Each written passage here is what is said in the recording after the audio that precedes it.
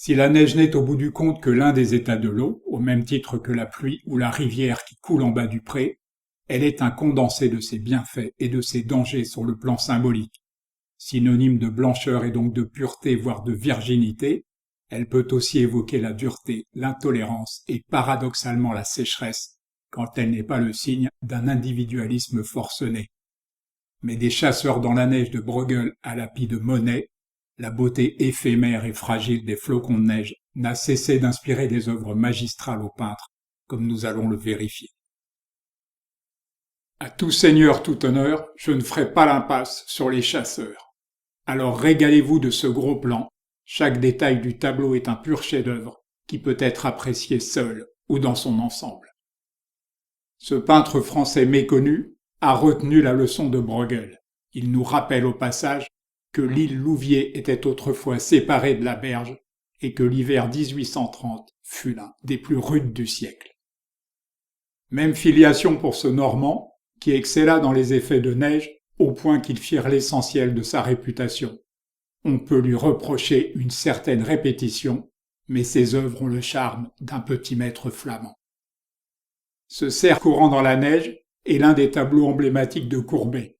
Il était chasseur amateur, mais on sent qu'il s'identifie ici à l'animal sauvage dont la vie et la liberté sont menacées.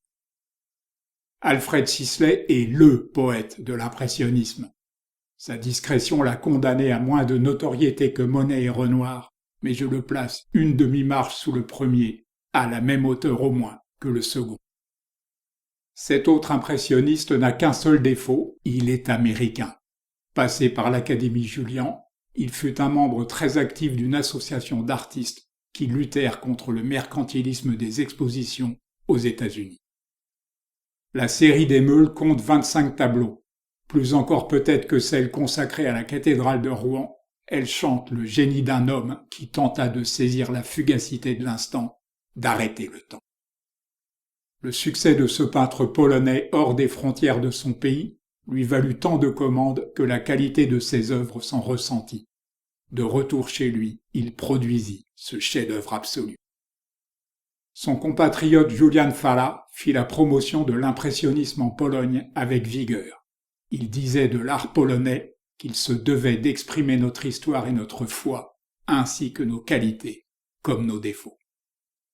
Je n'ai pas trouvé d'informations sur cet artiste danois, dont le coup de pinceau tout à la fois puissant et délicat évoque Peter Mørk Monstedt, qu'il a d'ailleurs représenté en plein travail, devant son chevalet. Les parents de ce peintre injustement oublié furent les domestiques de la famille royale française en exil en Autriche. Installé à Paris, il a excellé dans les effets de neige, de pluie, de brume et de fumée. J'évoque régulièrement le peintre français Henri Le Sidaner que j'ai découvert à l'Athénéum d'Helsinki. Si son œuvre est inégale, ce pastel à lui seul pourrait convaincre ceux qui s'acharnent à le moquer. Cet autre impressionniste américain se spécialisa avec talent dans les paysages enneigés de la Nouvelle-Angleterre et les vues de New York en hiver. Il fut aussi un enseignant de premier plan.